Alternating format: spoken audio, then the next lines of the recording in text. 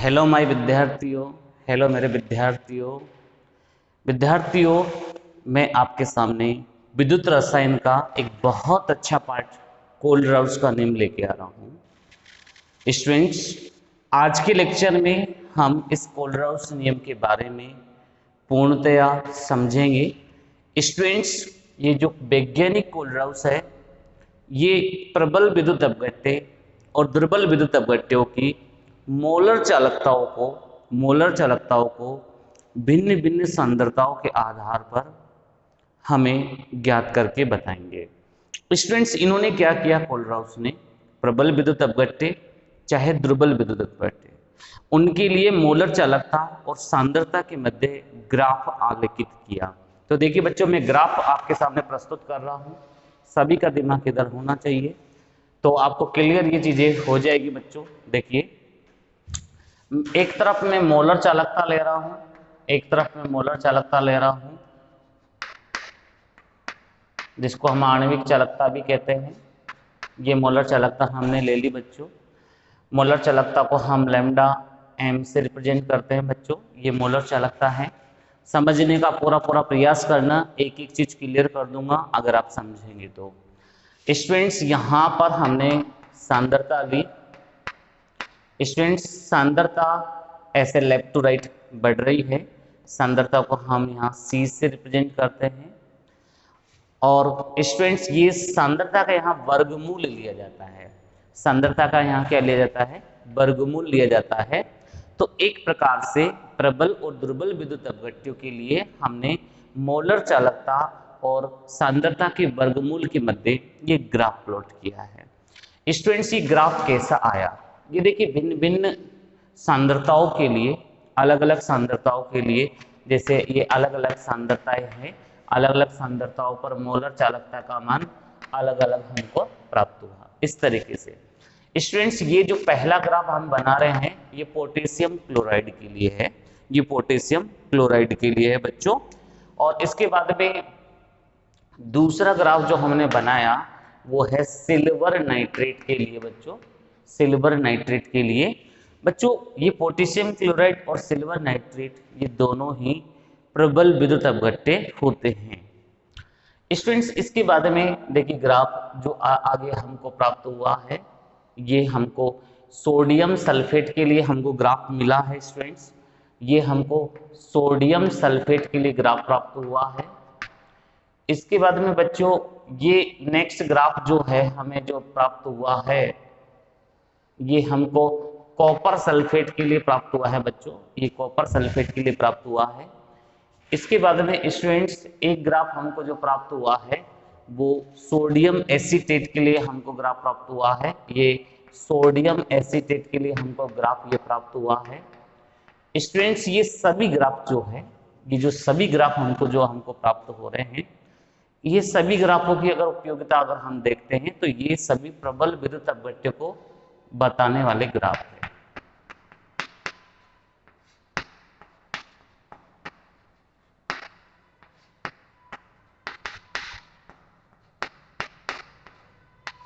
प्रबल विद्युत अपघट्य को प्रदर्शित करने वाले ग्राफ है। स्टूडेंट्स, इसके बाद में दो ग्राफ और हमको प्राप्त हुए। इस तरीके से ये दो ग्राफ और हमको मिले हैं बच्चों। एक ग्राफ हमको मिला है एसिटिक एसिड के लिए, एक ग्राफ हमको मिला है बच्चों एसिटिक एसिड के लिए, ये एसिटिक एसिड है। और एक ग्राफ हमको मिला है एक्वस अमोनिया के लिए, ये एक्वस अमोनिया के लिए मिला है। स्टूडेंट्स, ये जो दोनों ग्राफ बता रहे हैं ये दुर्बल विद्युत अपघट्य को बता रहे हैं।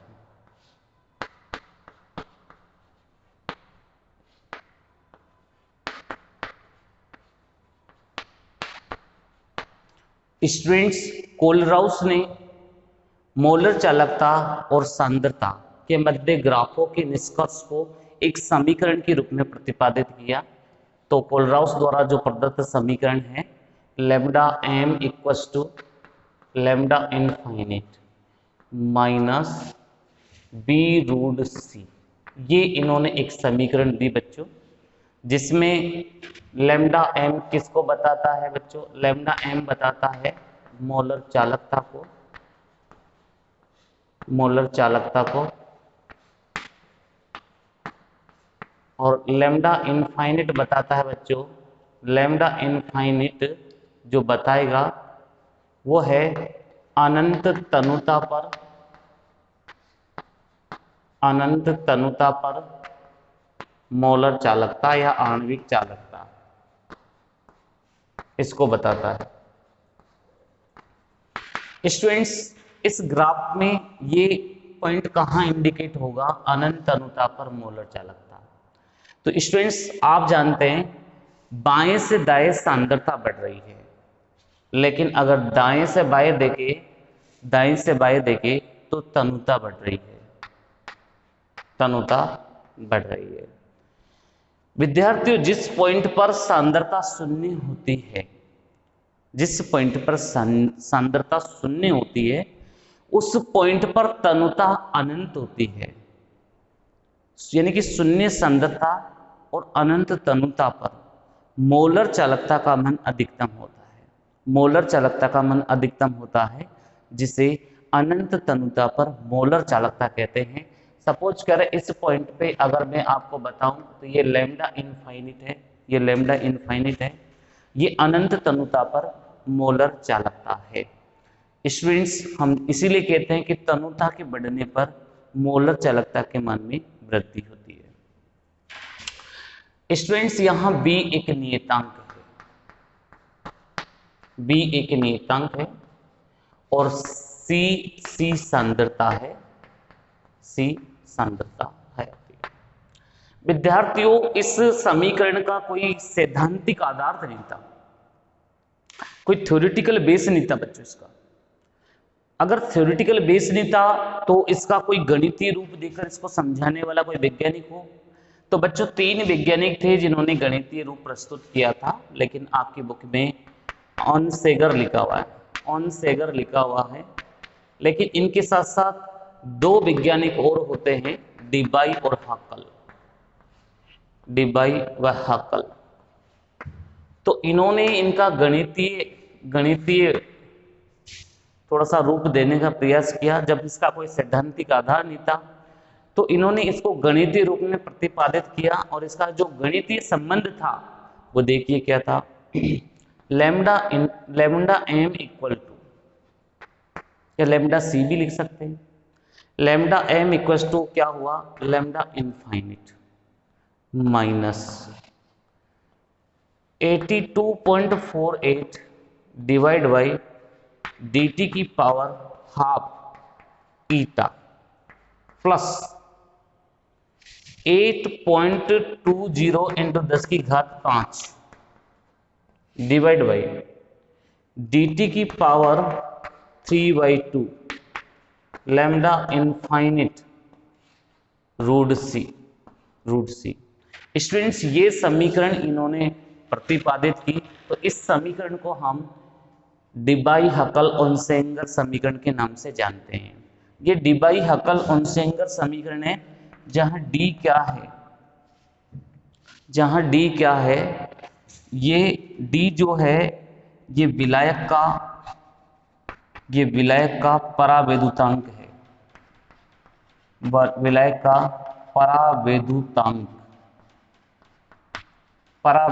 होता है। स्टूडेंट्स, परावैद्युतांक जब भी शब्द आता है तो उसमें उस विलायक का जो परावैद्युतांक है, इसका तात्पर्य होता है कि उस विलायक में किसी विलेय की आवेशों को निरस्त करने की क्षमता कितनी होती है। जैसे जल एक उत्तम विलायक है जिसका परावैद्युतांक मान 81 है, तो स्टूडेंट्स उस जल विलायक में अन्य विलेय के आवेशों को निरस्त करने की क्षमता 81 टाइम्स है, 81 गुना है दूसरे विलायकों की तुलना में।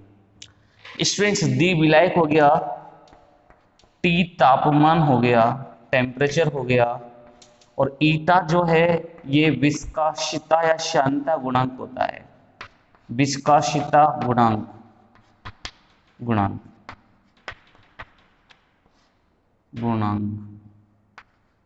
ओके बच्चों, ये विस्काशिता गुणांक होता है।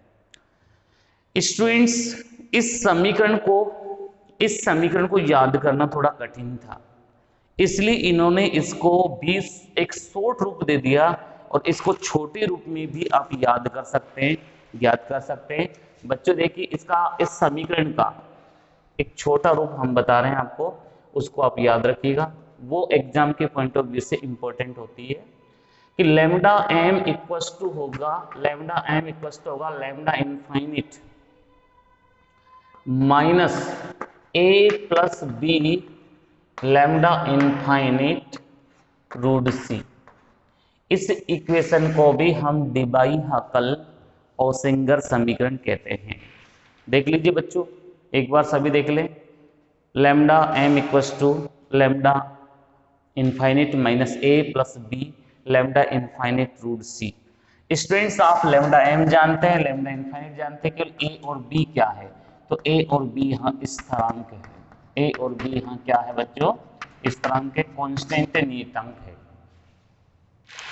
Clear students? ये जो बोर्ड पे आप देख रहे हैं, ये जो मैंने आपको समझाया है, ये सब कोलराउस नियम द्वारा प्रतिपादित बातें हैं। स्टूडेंट्स, थोड़ा ग्राफ को वापस समझने का प्रयास करें। ग्राफ को समझे। स्टूडेंट, जब सांद्रता कम थी, कम सांद्रता मतलब जैसे 0 से थोड़ा सा आगे चले, कम सांद्रताओं पर जिन विद्युत अपघट्यों का ग्राफ रेखीय आ रहा है। स्टूडेंट देखिए, ये स्टार्टिंग के जो ग्राफ लगभग लगभग रेखीय है, यानी कि इन पांचों के लिए ग्राफ क्या थे? कम सांद्रताओं पर रेखीय थे। इसलिए इन विद्युत अपघट्यों को हमने किस नाम से जाना? प्रबल विद्युत अपघट्यों के नाम से जाना। स्टूडेंट्स, जिन जिन पदार्थों के कम सांद्रता पर ग्राफ अरेखीय होते हैं, देखिए आप इन दोनों के लिए देखिए, एसिटिक एसिड और एक्वस अमोनिया के लिए देखिए, प्रारंभिक सांद्रताओं पर ग्राफ रेखीय नहीं है बल्कि अरेखीय है। अगर स्टूडेंट्स अरेखीय ग्राफ होते हैं तो ऐसे पदार्थों को हम दुर्बल विद्युत अपघट्य कहते हैं। Clear students? एक बात और, इस ग्राफ को ऐसे भी रीड करेंगे, जब सांद्रता शून्य होती है तो तनुकरण करने पर शून्य सांद्रता पर तनुता अनंत हो जाती है। तनुता क्या हो जाती है? अनंत हो जाती है। और विद्युत अपघट्यों के वियोजन में बहुत तेजी से वृद्धि होती है, उसका आयनन बहुत तेजी से होता है। अगर आयनन बहुत तेजी से होता है विद्यार्थियों, तो उस परिस्थिति में मोलर चालकता में या चालकत्व में वृद्धि हो जाती है। तभी तो कहते हैं हम कि तनुता मोलर चालकता और चालकत्व के समानुपाती होती है। तो स्टूडेंट्स, इसी कंसेप्ट को हम आयनन की मात्रा ज्ञात करने में या वियोजन की मात्रा ज्ञात करने में प्रयुक्त कर सकते हैं। और आयनन की मात्रा या वियोजन की मात्रा जिस सूत्र से ज्ञात की जाती है, वो सूत्र देख लीजिए बच्चों सभी। अल्फा बराबर, देखिए बच्चों, अल्फा बराबर, मैं यहाँ सूत्र बता रहा हूं आयनन की मात्रा ज्ञात करने का। अल्फा बराबर दी गई तनुता पर मोलर चालकता, दी गई तनुता पर मोलर चालकता लैम्डा एम बटा अनंत तनुता पर मोलर चालकता का अनुपात, जिसको हम आयनन की मात्रा या वियोजन की मात्रा कहते हैं, अल्फा कहते हैं। स्टूडेंट्स, ये न्यूमेरिकल के लिए बहुत अच्छा सूत्र बनेगा, न्यूमेरिकल की पर्पज से बहुत अच्छा सूत्र बनेगा, इसलिए आप याद रखिए। इसमें आपको लैम्डा एम का मान अक्सर दे दिया जाता है। लैम्डा इनफाइनिट का मान निकालने के लिए कोलराउस नियम की हेल्प लेनी पड़ेगी, वो मैं अभी आपको थोड़ी देर बाद में सिखाने वाला हूँ। क्लियर बच्चों? तो स्टूडेंट्स, सभी टॉपिक डाले कोलराउस का नियम, कोलराउस का नियम, और हम एक एक बातें लिखते जाएंगे बच्चों इसके बारे में। प्रबल विद्युत अपघट्यों एवं दुर्बल विद्युत अपघट्यों के लिए मोलर चालकता व सांद्रता के वर्गमूल के मध्य,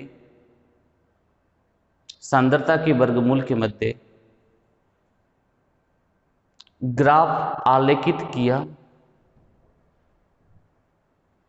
बच्चों पहले ग्राफ आलेखित कर लीजिए, आप ग्राफ बना लीजिए, ऐसे कैसे ग्राफ बना लीजिए।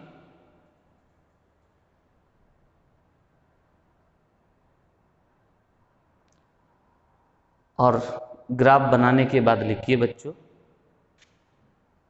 ग्राफ के निष्कर्ष, ग्राफ के निष्कर्ष।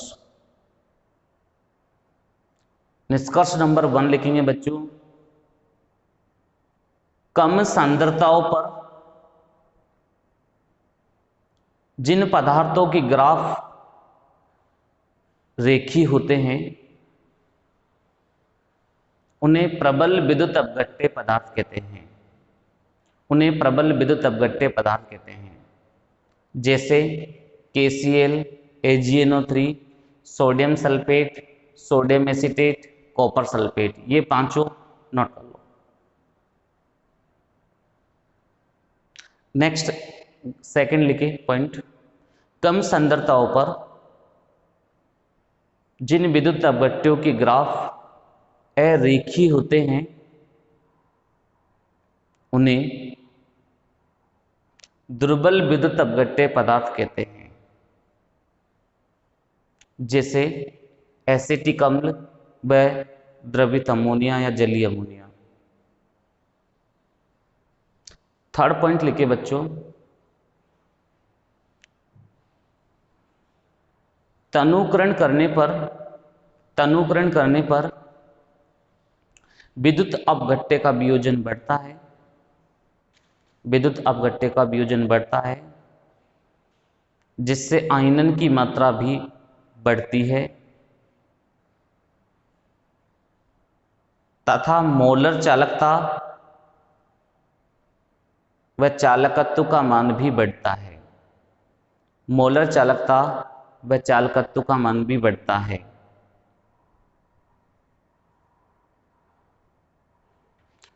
नेक्स्ट पॉइंट लिखना बच्चों, पहले ये सूत्र लिख लीजिए, अल्फा जिसको लिखो वियोजन की मात्रा या आयनन की मात्रा, अल्फा बराबर वियोजन की मात्रा या आयनन की मात्रा बराबर, पहले हिंदी में लिखना बच्चों, बराबर दी गई तनुता पर मोलर चालकता बटा अनंत तनुता पर मोलर चालकता।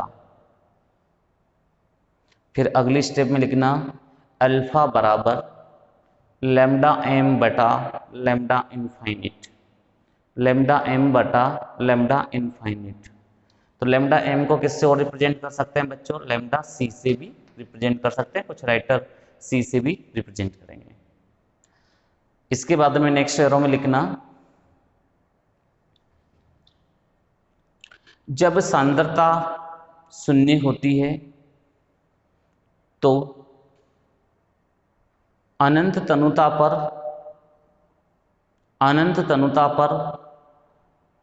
दुर्बल विद्युत अपघट्य का वियोजन संपूर्ण हो जाता है। इसके पश्चात वियोजन स्थिर हो जाता है। अतः अनंत तनुता पर दुर्बल विद्युत अपघट्य का आयनन सर्वाधिक होता है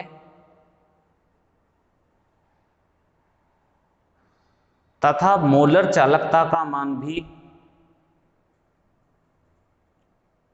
सर्वाधिक होता है,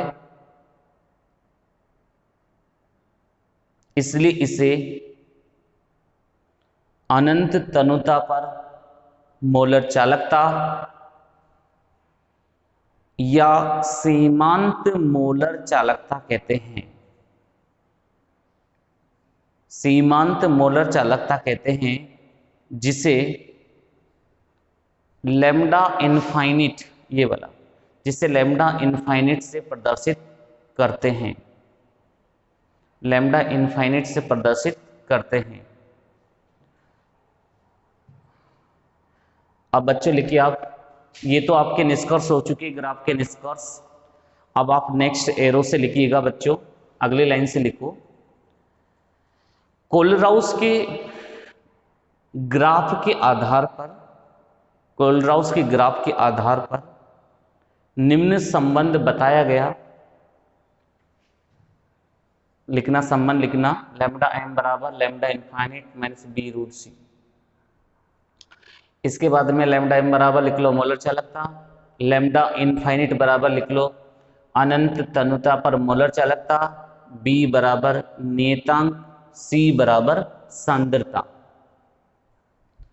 इसके बाद में आप लिखना इस संबंध का कोई सैद्धांतिक आधार नहीं था, इसलिए ओनसेगर, डिबाई व हकल ने इसका गणितीय रूप देकर निम्न समीकरण प्रतिपादित की। इसका गणितीय रूप देकर निम्न समीकरण प्रतिपादित की, जिसे जिसे डिबाई, हकल, ओनसेगर समीकरण कहते हैं।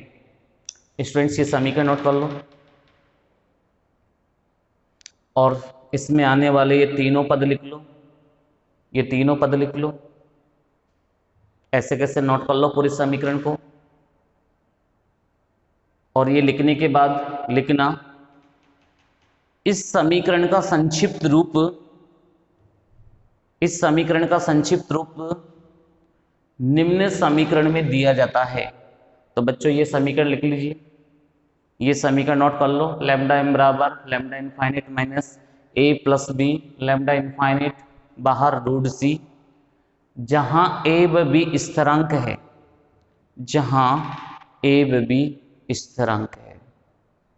क्लियर सभी को बच्चों? इसमें आप एक तो ये समीकरण और ये समीकरण आप याद रखिएगा बच्चों, इन दोनों समीकरणों को याद रखिएगा। स्टूडेंट्स अब इसी के बेस पे हम कोलराउस के नियम के अनुप्रयोग लेंगे। अब कोलराउस नियम के अनुप्रयोग, तो सभी बच्चे टॉपिक डाल लो, कोलराउस नियम के अनुप्रयोग।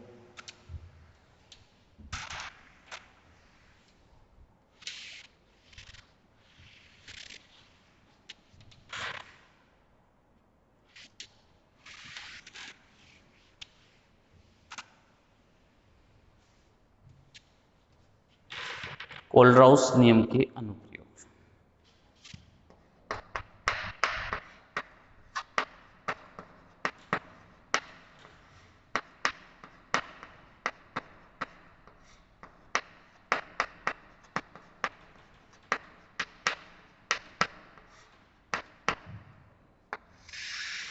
Students exam point of view से वेरी इंपॉर्टेंट है ये कोलराउस नियम के अनुप्रयोग। स्टूडेंट्स पहला जो एप्लीकेशन है इनका, कोलराउस का स्वतंत्र अभिगमन का नियम, स्वतंत्र अभिगमन का नियम।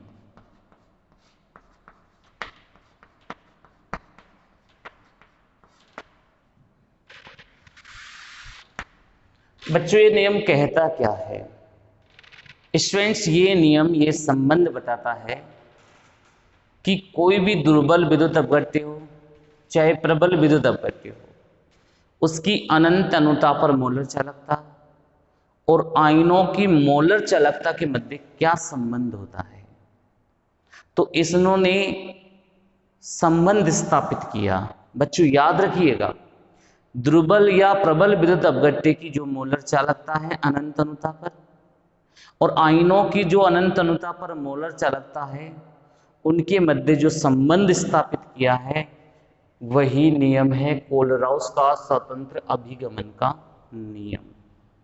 विद्यार्थियों इस नियम में क्या होता है, अनंत तनुता पर दुर्बल या प्रबल विद्युत अपघट्य की मोलर चालकता आयनों की अनंत तनुता पर मोलर चालकताओं के योग के तुल्य होता है। इसे ही हम कोलराउस का स्वतंत्र अभिगमन का नियम कहते हैं। इसको मैं एक एग्जाम्पल से समझाता हूं। विद्यार्थियों मेरे पास एक कोई विद्युत अपघट्य ए बी, ये प्रबल भी हो सकता है दुर्बल भी हो सकता है। स्टूडेंट्स ये वियोजित हुआ ए प्लस और बी माइनस में। अगर इसकी कोई रस समीकरण मिति होती तो हम उसको न्यू प्लस और न्यू माइनस से बताते हैं, न्यू प्लस और न्यू माइनस से बताते हैं। तो स्टूडेंट्स अगर इसके लिए अगर मैं कोलराउस का नियम प्रस्तुत करूं तो देखिए बहुत सिंपल नियम होगा। अनंत तनुता पर AB की मोलर चालकता, ठीक, अनंत तनुता पर AB की मोलर चालकता आयनों की अनंत तनुता पर मोलर चालकता के योग के तुल्य। तो बच्चों धनायन की अनंत तनुता पर मोलर चालकता ये हो गई। इसकी रस समीकरण मिति होती है बच्चों, उसको हम आगे लिख देते हैं। म्यू प्लस और म्यू माइनस धनायन और ऋणायन की संख्या है। ऐसे students mu minus lambda infinite B minus. Clear बच्चों, यही कोलराउस का स्वतंत्र अभिगमन का नियम है। इसी को ही हम कोलराउस के स्वतंत्र अभिगमन का नियम कहेंगे। स्टूडेंट्स इसको पढ़ने का तरीका क्या है? अनंत तनुता पर विद्युत अपघट्य, अब वो प्रबल हो सकता है दुर्बल हो सकता है, विद्युत अपघट्य की मोलर चालकता है,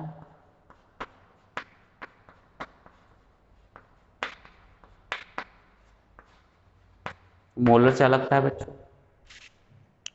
और न्यू प्लस और न्यू माइनस धनायन व ऋणायन की संख्या है, धनायन व ऋणायन की संख्या है।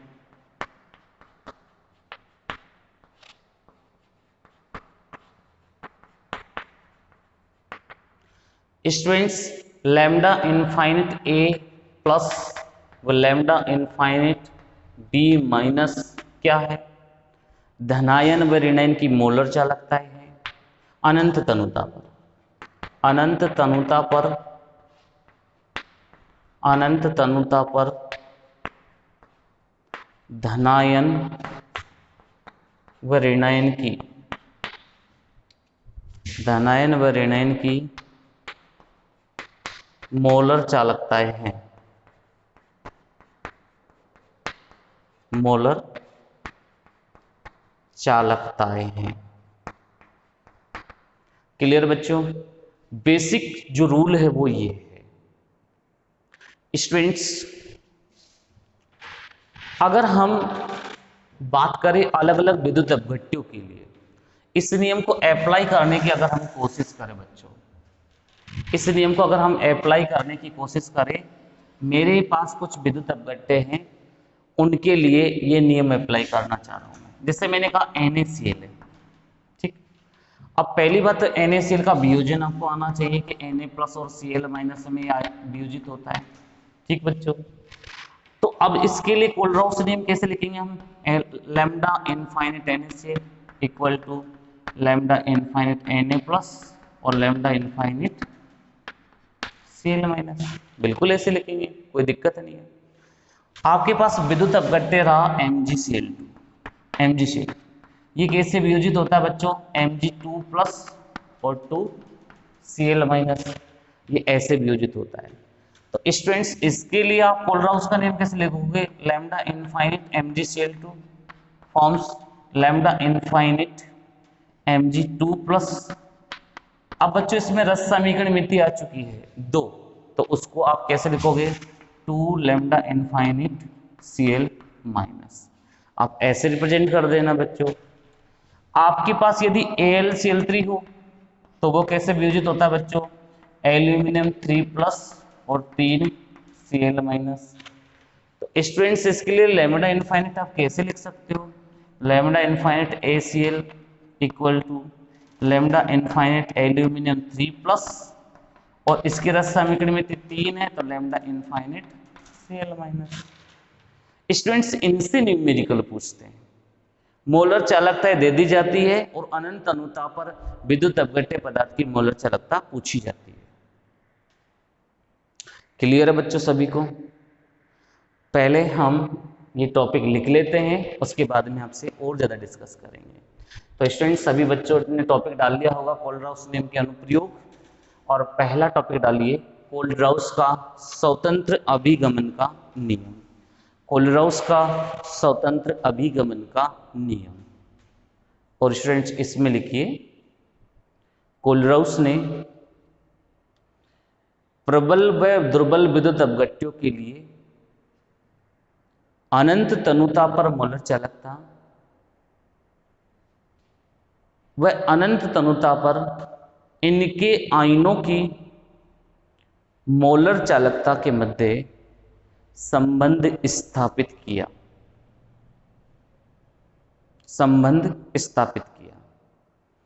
इनके अनुसार अनंत तनुता पर प्रबल व दुर्बल विद्युत अपघट्यों की मोलर चालकताओं के मान अनंत तनुता पर आयनों की मोलर चालकताओं के मान के योग के तुल्य होती है। इसे ही कोलराउस का स्वतंत्र अभिगमन का नियम कहते हैं। नेक्स्ट लाइन से लिखना, माना एक विद्युत अपघट्य ए बी निम्न प्रकार से वियोजित हो रहा है। बच्चों वियोजित कर लीजिए,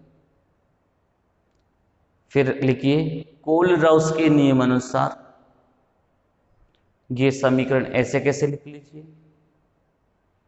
इसके बाद में इन्हें क्या क्या प्रदर्शित करते हैं, इनको ऐसे कैसे नोट कर लीजिए।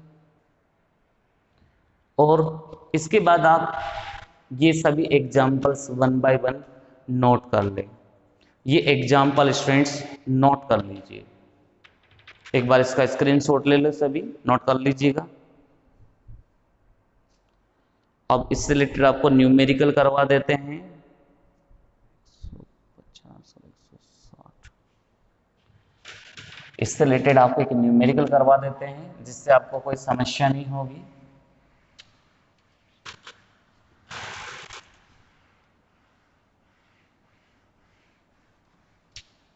साथ के साथ न्यूमेरिकल देखते जाएंगे तो कोई दिक्कत नहीं होगी बच्चों। क्वेश्चन है बच्चों, सुनिए सभी। अनंत तनुता पर एल्यूमिनियम सल्फेट की मोलर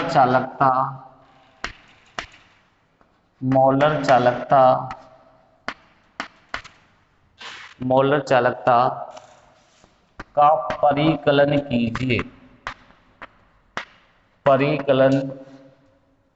कीजिए यदि लैम्डा इनफाइनाइट एल्यूमिनियम +3 = 150.0 सीमेन सेंटीमीटर स्क्वायर मोल इनवर्स है, तथा लैम्डा इनफाइनाइट सल्फेट 2 = 160.0 सीमेन सेंटीमीटर स्क्वायर मोल इनवर्स है। पहली बात तो जो हमारा क्वेश्चन होता है उसको सही ढंग से पढ़ा करो। पढ़ने के बाद फिर दिमाग लगाओ कि क्वेश्चन कहना क्या चाह रहा है, क्वेश्चन में दिया क्या है। तो सबसे पहले दिया गया है उसके बारे में चेक करिए। दिया गया है, क्या दिया गया है बच्चों? Aluminium sulphate. ये हमारे पास एल्यूमिनियम सल्फेट है। सबसे पहली बात तो इसको वियोजित करना आना चाहिए। स्टूडेंट्स, एल्यूमिनियम और सल्फेट है, आप सबसे पहले ये तो समझते हैं ना कि एल्यूमिनियम पे +3 चार्ज आता है, सल्फेट पे -2 चार्ज आता है। ठीक है, सबसे पहले तो इनको ऐसे आयनों में लिख दिया करो और दोनों के बीच प्लस लगा दो। अब इस सूत्र में यहां देखो कि यहाँ एल्यूमिनियम कितने हैं, तो यहाँ एल्यूमिनियम 2 है तो यहाँ 2 लगा दिया करो। अब यहाँ देखो SO4 कितने, 3 है, तो यहाँ 3 लगा दिया करो। फिर ये भी चेक करो कि दोनों के आवेश संतुलित है कि नहीं है, तो 2 या 6 प्लस के हैं और 3 दूनी 6 माइनस के हैं, मतलब आवेश संतुलित है। अब इस समीकरण के लिए अगर आपको कोलराउस नियम लगाना हो तो lambda infinite aluminium sulphate equal to क्या हो जाएगा? 2 into lambda infinite aluminium 3 plus 3 रस समीकरण मिति को हमको बाहर लिख देना है, ऐसे लिख देना है। अब हमको बच्चों मान क्या दे रखे हैं? मान हमको दे रखा है किसका? एल्यूमिनियम 3+ का और सल्फेट वाले माइनस का। ये दोनों मान दे रखे हैं। तो आपके पास लेमडा इनफाइनाइट एल्यूमिनियम सल्फेट देखो कितना आ जाएगा। इसकी वैल्यू देखो आप, 2 इंटू 150 प्लस, एक तो ये वैल्यू हो गई, प्लस 3 इंटू 160। ठीक बच्चों, अब 2 को 150 से मल्टीप्लाई करोगे तो 300 आ जाएगा, और इसको 16 × 48 480 आ जाएगा। तो बच्चों रिजल्ट आपके पास कितना आ गया? 300 और 480 कितने होते हैं? 780। तो रिजल्ट आएगा आपके पास 780.0 सीमेन सेंटीमीटर स्क्वायर मोल इनवर्स। ये रिजल्ट आ गया। मुझे लगता है सभी को समझ में आया होगा, कोई दिक्कत नहीं देने वाला सवाल है। स्टूडेंट्स बोर्ड में इस टाइप के न्यूमेरिकल आने के चांसेस होते हैं। तो स्टूडेंट्स आप इसको प्रॉपर्ली नोट कर लीजिए ऐसे कैसे।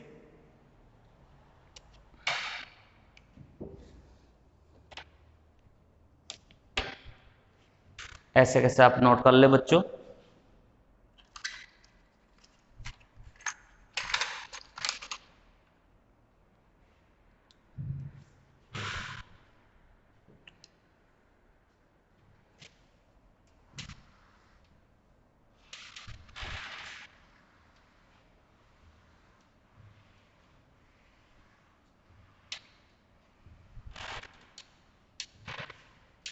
अब स्टूडेंट्स अब हम यहां पर कोलराउस का स्वतंत्र अभिगमन का जो नियम है, इसके भी 2 सब एप्लीकेशन है। पहला ए, दुर्बल विद्युत अपघट्यों की मोलर चालकता की गणना।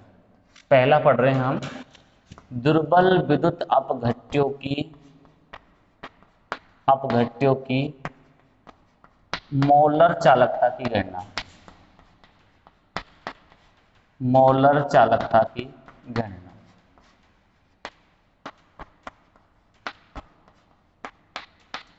बच्चों अब ये टॉपिक हम लेने वाले हैं, तो स्टूडेंट्स फर्स्ट टॉपिक डाल लीजिए सभी, दुर्बल विद्युत अपघट्यों की मोलर चालकता की गणना। सभी बच्चे टॉपिक डाल लें। और टॉपिक डालने के बाद स्टूडेंट्स मैं अब आपको इसको समझाता हूँ। ये आपने टॉपिक डाल लिया। अब देखिए बच्चों, हमसे कहा गया कि दुर्बल विद्युत अपघट्य एसिटिक एसिड है। दुर्बल विद्युत अपघट्य क्या है बच्चों? एसिटिक एसिड है। इसकी अनंत तनुता पर मोलर चालकता ज्ञात करनी है। अब बच्चों इसकी अनंत तनुता पर मोलर चालकता ज्ञात करने के लिए आपको जो प्रबल विद्युत अपघट्य दिए गए हैं, इनकी सहायता से NaCl, HCl और सोडियम एसीटेट, इनकी सहायता से इनकी एसिटिक अम्ल की मोलर चालकता ज्ञात करनी है। दुर्बल विद्युत अपघट्य एसिटिक अम्ल है, इसकी मोलर चालकता प्रबल विद्युत अपघट्य की सहायता से हमको ज्ञात करनी है। तो देखिए स्टूडेंट्स, हमारे पास जो दुर्बल विद्युत अपघट्य है वो एसिटिक एसिड है। ये कैसा आयनों में वियोजित होता है बच्चों? अब दुर्बल है तो आप इसको ऐसे बता सकते हैं, एसीटेट आयन और H+। ठीक है बच्चों। अब इसके लिए कोलराउस का नियम कैसे लगेगा? इसके लिए कोलराउस का नियम कैसे लगेगा? Lambda infinite acetic acid equal to lambda infinite acetate ion plus lambda infinite H+ ion. ये इक्वेशन नंबर 1 है। ये इक्वेशन नंबर 1 है। क्लियर स्टूडेंट सभी को? अब देखिए आपके पास प्रबल विद्युत अपघट्य ये तीनों है। NaCl है आपके पास, तो NaCl कैसे वियोजित होता है? Na+ और Cl-। ठीक है स्टूडेंट्स, इसके लिए अगर अपन कोलराउस नियम लगाएंगे तो NaCl इक्वल टू क्या हो जाएगा? लैम्डा इनफाइनिट Na+ और लैम्डा इनफाइनिट Cl-। क्लियर बच्चों? इसको इक्वेशन नंबर 2 दे दीजिए। ऐसे ही HCl के लिए बच्चों देखिए आप, HCl H प्लस और Cl माइनस में वियोजित हो जाता है।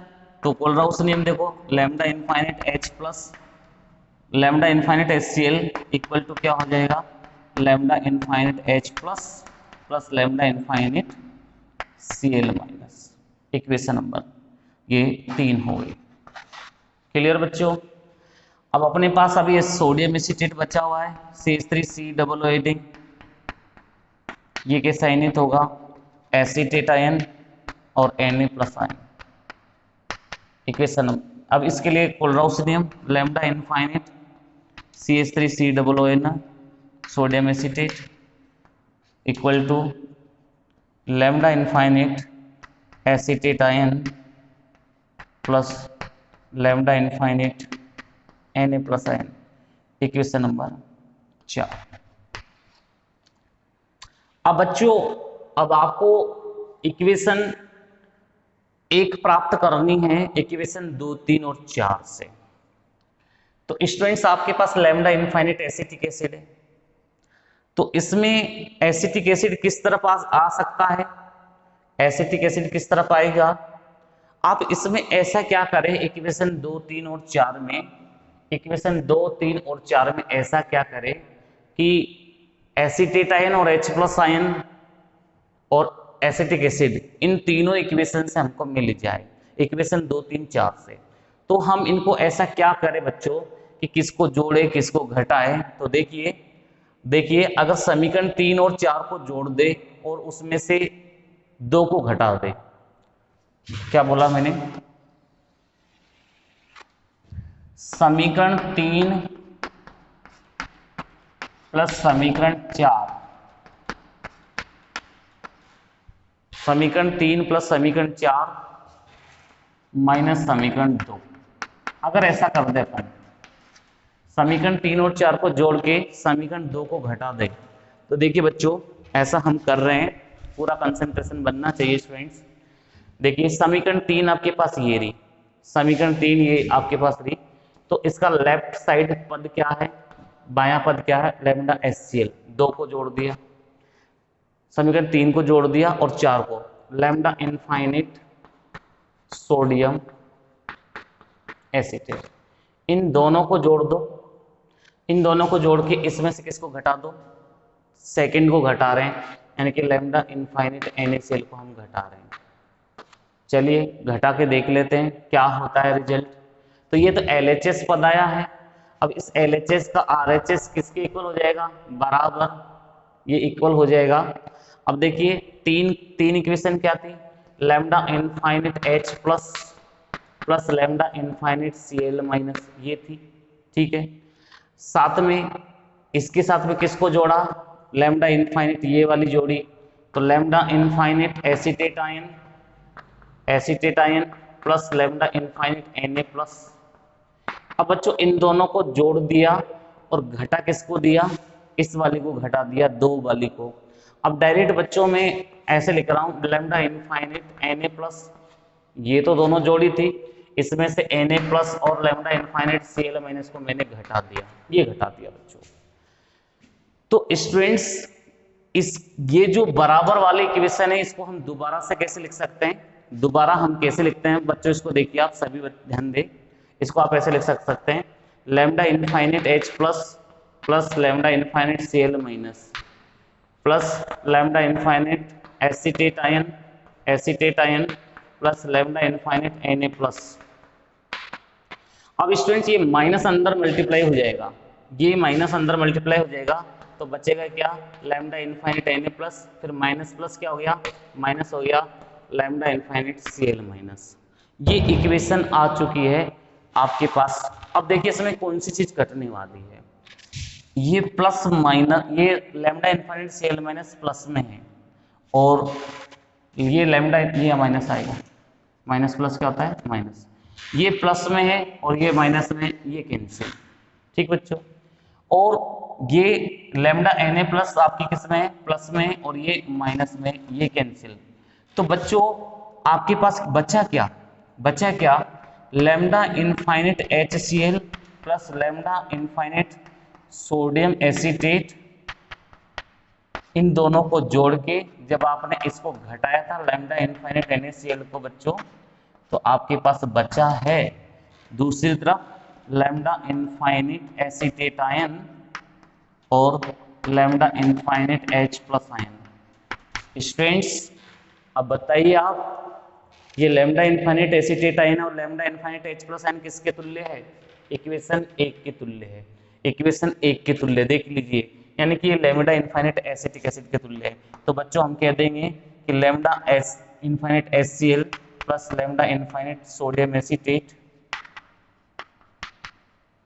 Minus lambda infinite NaCl equal to क्या हो जाएगा? Lambda infinite acetic acid, lambda infinite acetic acid. तो बच्चों अगर आपको अनंत तनुता पर दुर्बल विद्युत अपघट्य की मोलर चालकता ज्ञात करनी है तो वो लैम्डा इनफाइनाइट HCl और सोडियम एसीटेट की इनफाइनाइट के तो योग के तुल्य होगी, और उसमें से लैम्डा इनफाइनाइट NaCl की वैल्यू को आपको घटा देना है। तो दो को जोड़ना है और एक को घटा देना है, तो आपके पास एसिटिक एसिड की अनंत तनुता पर मोलर चालकता ज्ञात हो जाएगी। इस तरीके से बच्चों ज्ञात करते हैं। देख लीजिए एक बार और देख लीजिए, आपको दुर्बल विद्युत अपघट्य एसिटिक अम्ल दिया जाएगा और आपसे कहा जाएगा कि इन तीनों की सहायता से, ये प्रबल विद्युत अपघट्य, इन तीनों की सहायता से आपको क्या ज्ञात करनी है? इनकी मोलर चालकता, दुर्बल विद्युत अपघट्य की मोलर चालकता ज्ञात करनी है। तो सबसे पहले तो इन चारों के लिए 4 समीकरण कोलराउस के नियम से बनानी है। अब आप एसिटिक अम्ल की मोलर चालकता ज्ञात करना चाहते हैं तो आप ये चेक करो कि एसीटेट आयन और H+ किस में है। अब इन दूसरी, तीसरी, चौथी रिएक्शन में हम चेक करेंगे एसीटेट आयन और H+ जिसमें होंगे उन दोनों को तो जोड़ देंगे। तो पहली में तो नहीं है, दूसरी, तीसरी और चौथी में, इस दूसरी में तो नहीं है, तीसरी और चौथी में देखो आप H+ और एसीटेट आयन आ रहा है, तो दोनों को जोड़ दिया और तीसरे को घटा दिया। जब दोनों को जोड़ा, तीसरे को घटाया, तो उस परिस्थिति में लास्ट में रिजल्ट आ गया लैम्डा इनफाइनाइट एसीटेट आयन और H+, क्योंकि इससे पहले वाले में लैम्डा इनफाइनाइट Cl- और ये lambda infinite Cl- plus minus होने के कारण काट दी गई।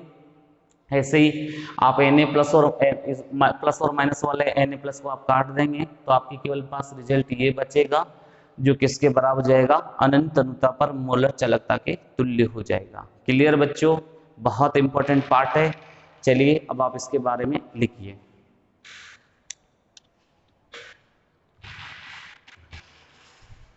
कोलराउस के नियमानुसार दुर्बल विद्युत अपघट्य जैसे एसिटिक अम्ल की अनंत तनुता पर मोलर चालकता की गणना करने के लिए प्रबल विद्युत अपघट्य पदार्थ NaCl, HCl व सोडियम एसीटेट का उपयोग करते हैं।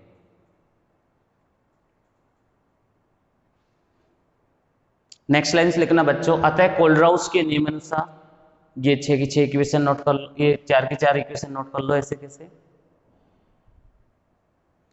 इसके बाद में पूरा ऐसे कैसे नोट कर लीजिए, ऐसे कैसे नोट कर लीजिए, बिल्कुल ऐसे कैसे नोट कर लो बच्चों।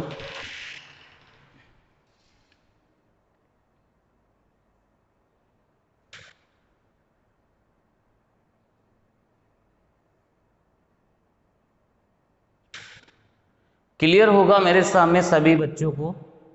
बिल्कुल क्लियर होगा। स्टूडेंट्स इस टॉपिक पे बोर्ड पे न्यूमेरिकल आ चुका है, बोर्ड में न्यूमेरिकल पूछा गया है इसी टॉपिक पर। चलिए हम उस क्वेश्चन की भी आपसे चर्चा कर लेते हैं। क्वेश्चन क्या आया था उसकी हम आपसे चर्चा करते हैं बच्चों। क्वेश्चन भी बिल्कुल इसी टॉपिक पे आया था और ऐसा कैसे ही क्वेश्चन पूछा था, बहुत सिंपल। हमसे एसिटिक अम्ल की ही मोलर चालकता अनंत तनुता पर ज्ञात करने के लिए कहा गया है क्वेश्चन में।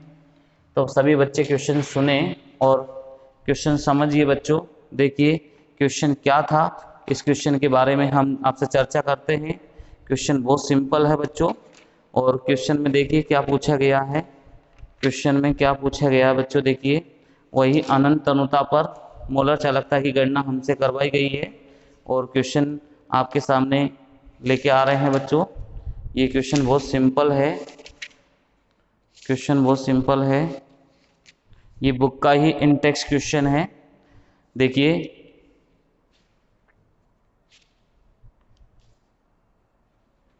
क्वेश्चन, देखिए सभी क्वेश्चन लिखेंगे। Sodium acetate, sodium acetate HCl एवं NaCl, HCl एवं NaCl की 298 केल्विन पर 298 केल्विन पर अनंत तनुता पर मोलर चालकता के मान, मोलर चालकता के मान क्रमशः 91.0, 425.4 एवं 126.4 सीमेन सेंटीमीटर स्क्वायर मोल इनवर्स है। इनवर्स हो तो एसिटिक अम्ल की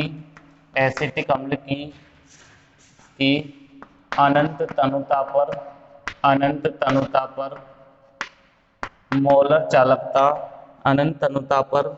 मोलर चालकता ज्ञात कीजिए। मोलर चालकता ज्ञात कीजिए।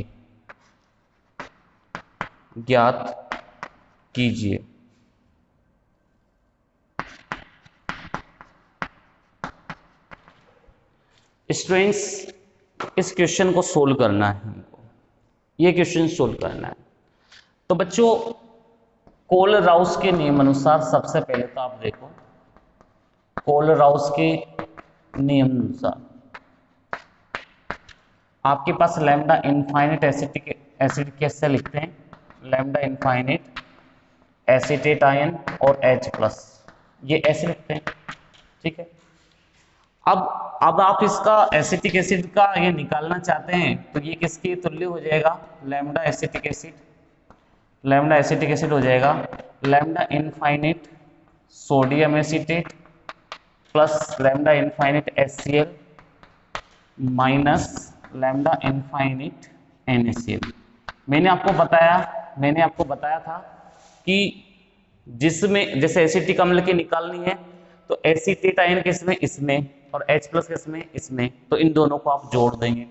तो students lambda infinite acetic acid, अब बताओ इसकी वैल्यू कितनी है, lambda infinite acid sodium acetate की, तो NaCl सोडियम एसीटेट की 91 है, तो इसको जोड़ देंगे, प्लस HCl की कितनी 425.4 माइनस लैम्डा इनफाइनाइट NaCl कितना है 126.4। ठीक है बच्चों, यही आपका रिजल्ट है।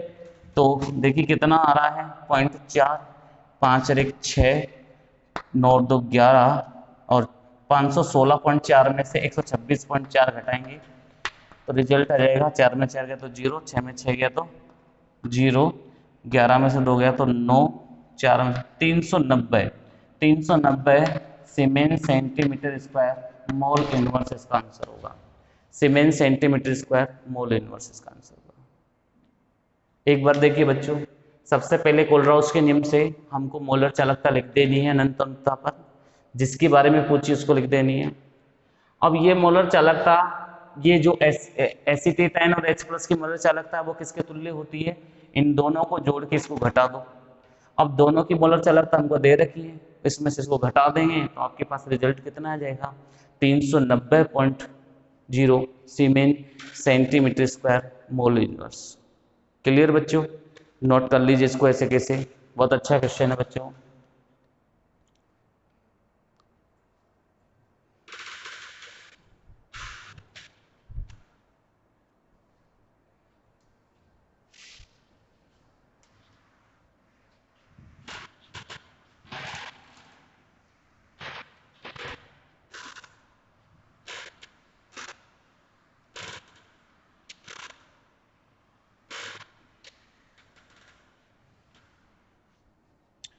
स्टूडेंट्स, ये एक पार्ट हो गया कोलरॉस के स्वतंत्र अभिगमन के नियम को समझाने का।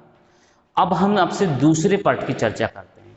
दूसरा पार्ट हम लेते हैं बच्चों इसमें, वो है आयनों के अभिगमनांक की गणना।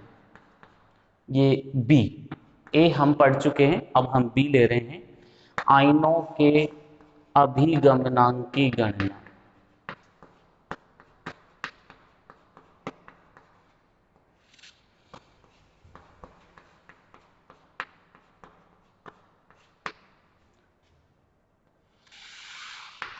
वैसे बच्चों अभिगमनांक किसे कहते हैं? ट्रांसपोर्ट नंबर कहते हैं इंग्लिश में इसको। तो ट्रांसपोर्ट नंबर का मतलब ये होता है वैसे तो विद्युत धारा का वह अंश जो आयनों द्वारा प्रवाहित किया जाता है। मतलब विद्युत धारा सपोज करें 5 एम्पियर जा रही है, आयन धनायन भी होते हैं ऋणायन भी होते हैं, तो विद्युत धारा का जितना अंश जिस आयन द्वारा ले जाया जाता है उसको हम किस नाम से जानते हैं? अभिगमनांक के नाम से जानते हैं। बच्चों ये अभिगमनांक को निकालने से पहले हम ये समझे कि जो कोई विद्युत अपघट्य होता है वो आयनों में वियोजित होता है, और आयनों में वियोजित होता है तो बच्चों आयनों में वियोजित होता है तो उसके लिए कोलराउस का नियम जिस प्रकार से अप्लाई होगा वो देखिए।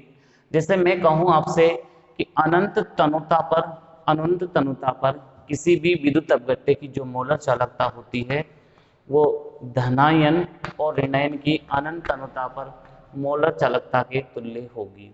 ये लैम्डा इनफाइनाइट सी मतलब यहाँ धनायन है, ए मतलब एनायन यानी ऋणायन है। तो ये लैम्डा इनफाइनाइट सी व लैम्डा इनफाइनाइट ए धनायन व ऋणायन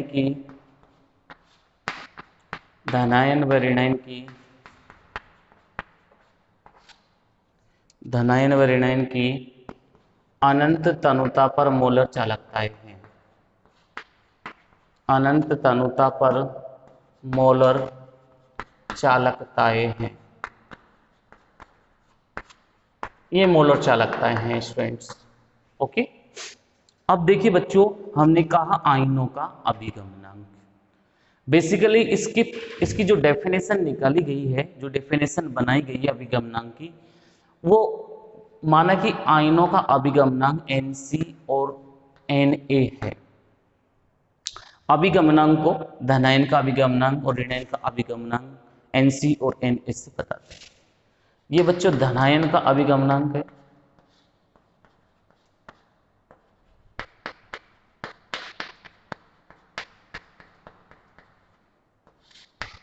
और ये ऋणायन का अभिगमनांक है।